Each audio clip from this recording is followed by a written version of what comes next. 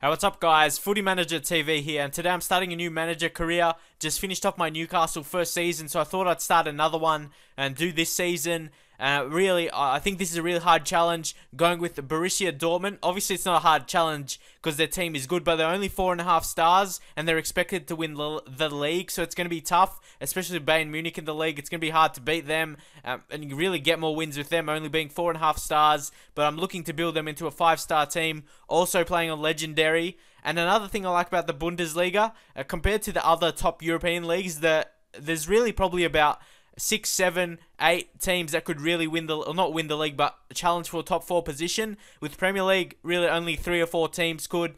And in the La Liga, you know, Real Madrid and Barcelona, they're dominant teams. So the German league, it's a really good challenge because there's so many good teams. There's probably even, yeah, like I said, 8 or 9, even 10 teams that could come in the top 4.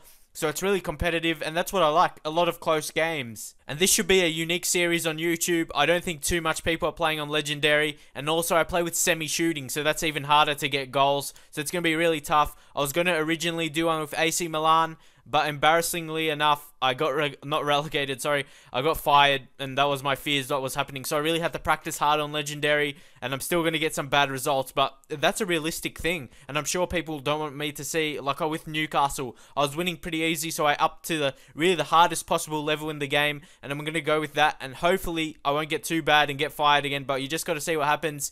Because I was really unhappy with AC Milan because I signed some really future players and they were developing well, and so it was pretty depressed.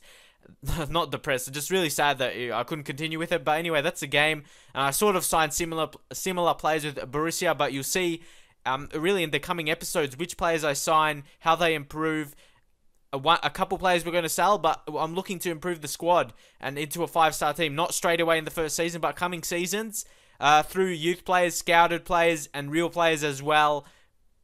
Yeah, I don't want to give too much away. I'll be signing some players. Some big name players will be going, but that will bring in some money for us to really rebuild the squad. Well, not really rebuild, because they have a lot of young players that I'm really excited about the potential. One reason I chose the team, so many players to grow the team with. A couple Australian guys in there, as I'll explain in a minute, with the goalkeepers, the goalkeeper situation. But yeah, it's not really rebuilding the team, as I don't have too many old players. It's more just adding to the really future players and the really good potential players to the team. So like I said, this is going to be hard on Legendary. I've never really did a career on YouTube. I've only done one, obviously, with Newcastle. But really, apart from the AC Milan one, I never played in Legendary on a career because I knew Legendary is really hard, as you'll be able to see in the matches I play. So I sort of play more defensive so I don't concede too much goals. You got to really concentrate hard in defense, because if you give them one chance, if you defend really bad on one occasion, they take that chance and finish. But if you play on like professional and world class, and sometimes they don't really take that chance, but on Legendary every time they take it, unless it's like a really bad play and they miss. That's the only bad. If it's a striker, most of the time they're gonna finish, and it's gonna be hard for you. Also on the nationality, like international teams, I'm not gonna go for national teams in this game, because unless it's like a couple seasons in, because I don't see that as realistic. But yeah, and it sort of distracts me from the actual team, and I just want to focus on doing good with this team. But in all honesty, the team is really set. They've got 2 good centre-backs that are 23 years old in Subotic and Hummels, and they've got a backup guy in the Brazilian guy, Felipe Santana, I think his name is. He's really pacey. He's about 26, so he could be a good rotation guy in there. The fullbacks maybe need some young prospects. Centre mid's pretty good. They got Gunda Gogan. I really like him. He scored some good goals. Very good, powerful shot on him. And obviously, probably the best guy, best really potential, along with Neymar, as you see there on the left in the picture, Mario Götze. He's probably my favourite young player, if not my favourite player in the game. And of course, I can't forget their big striker, Robert Lewandowski. Really good in the game, good potential as well. But we're going to get offers from big teams with big money like PSG. So it's going to be hard to knock back those offers, but you just got to see in future episodes what happens with that. And now we'll just take a look at their squad, formation, that kind of thing.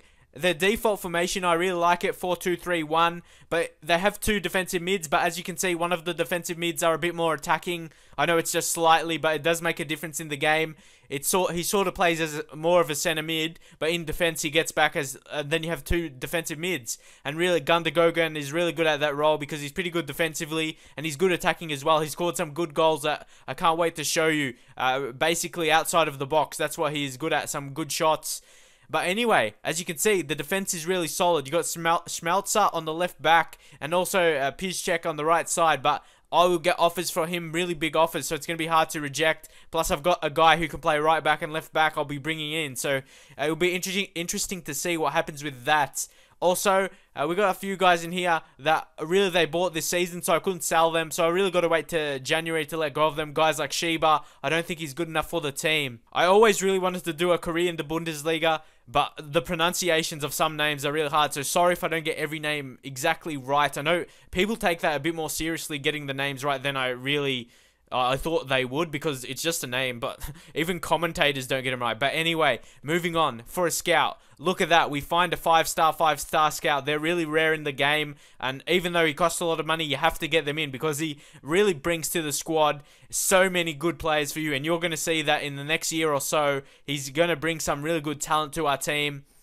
And like I said, they're going to be so good. There's going to be players for the future. A lot of 90 overall or potential to get 90 overall. Like I said, obviously I haven't played for a year yet, but you're going to see at least for the potential to get to that status. And now for every game, I always like to do this after checking the squad formation, that kind of thing. And I really want to get out on loan or get rid of players that I don't think are good enough for the team. And also players that are over 30, because they're going to start decreasing straight away. So you got to get them out as soon as possible. But saying that, in my Newcastle career, I think Colaccini was 29, and then he moved into the 30. He was 30 next season. But when he was 29, he performed so good. But the next season, he started to decrease straight away, which was crazy as soon as he turned 30. So anyone that's 30 or more, I get rid of straight away, or transfer list them, see if anyone interested. If not, they're going to be just sitting away in the reserves, because they're going to just keep going down, and I can't have that in my team. But now just focusing on the players we have here, Marco Royce. He's the best player in the team as far as I'm concerned, at least for scoring the goals. He's got heaps of pace, very good talent. In our formation, he can play left side, right side, center attacking mid, or even the striker role. So as you can see there, Hoffman, you're going to try and get him out on loan. Probably won't have potential, be good enough for the team. And here, Kevin Grobkreutz. He's a really good career mode player because of his versatility and high defensive work rate, high attacking work rate, and very good stamina. He's not that great overall, but still pretty young, only 23.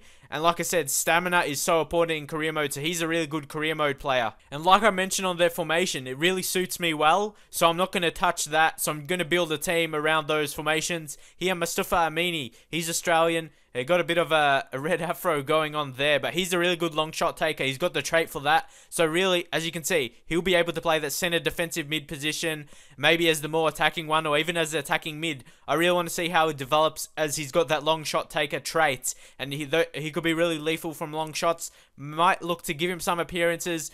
I want to, because I like him in real life, so I might keep him instead of loaning him out. But the best player in the team, I know I said that about Royce as well, but those two together are really beasts. Mario Götze, and I also want to look into bring a lot of German players, so they may play good together. I don't know if that's a feature or not, but it should be. We're getting a lot of players from the same country playing in the same team. So I will look to sign another couple Germans, but obviously, if there's better options available, I'll go for that. But first and foremost, I will be looking to get in Germans, and it really should be affected in the game, and I think it will improve our performances, because I don't know, in real life that will happen. If you have a lot of players that speak the same language, from the same nationality, they would naturally play better together. And here, like I said, he's 32, so he's just going to keep plummeting, and he's not even really good enough already. Also, Julian Kirch, he's going to look to go away. We've got heaps of players that aren't good enough here. But here, Chris Lowe, he's got a bit of pace, and we might need that backup for left back, so he could be there. Even though players in the game with good pace, they always do well, he can play left mid as well. So he's got two positions really as a rotation player. So he may be... he'll be that substitute for the left back and left mid positions. And like I mentioned before, on defense in Legendary, you got to be focusing on defense first. My mindset on previously with Newcastle and World Class, my mindset was in attacking, and I even conceded goals then. But in Legendary, if you take that attacking mindset, you're going to concede heaps of goals. But now, onto the goalkeeping situation. We got Weidenfeller. like I said, he's 31. He's only going to start decreasing. Even though he's a good goalkeeper, I'm going to try and get him out of the team, get whatever money. If I can get about 5 million for him, that'll be a great deal, as he's just going to, maybe in a few months, he's going to be below 80. I experimented. I've done other teams. Same happened with Abbiati at AC Milan. It just took a month and he was already below 80, which was ridiculous. So I'm just going to really try and sell him, get the money as soon as possible, while best teams still want him. And I'm going to play Mitch Langerak. He's one of my favorite, at least Australian goalkeepers, and he needs a bit more game time if he wants to improve. And like I said, he was at my favorite team, or at least my local team, Melbourne Victory, and yeah, I really had high hopes for him. And he hasn't been playing much, obviously, because Weidenfeller is a good goalkeeper. So I really want to play him a lot and get him to be a really good goalkeeper and start playing for the Socceroos. And like I said there, the scout is out. Chelsea's interested in Neymar. So much transfer action happening. That's going to be in the coming episodes. The youth squad here. Obviously, no one at the start with the youth squad. We got a Switzerland scout. So there was no one. I'm only going to look to scout 5-star scouts, and really you only need one, because if you have more than one, the youth squad is going to get filled up so quick. So I'm just going to only use one and scout Germany, look to get German youth players to make it a bit realistic, and just go from there and see what happens. So obviously I already made the transfers for the start of the season, but maybe people, you might want to leave some suggestions for January or the second season, because you know in the first season, or at least before January, you can't sign those players that just came to a team, because it says they just signed to this team and won't be leaving. So maybe suggest some players. I know Axel Witsel is one of those. I looked to sign him, but that's the reason I couldn't get him. And already we're getting offers for Weidenfeller, so I'm going to look to counter that offer, maybe get a bit more. I think I put 6 million there, and yeah, I just want to get as much as I could for him, as he's 5.5 million, so I just put a bit extra than that.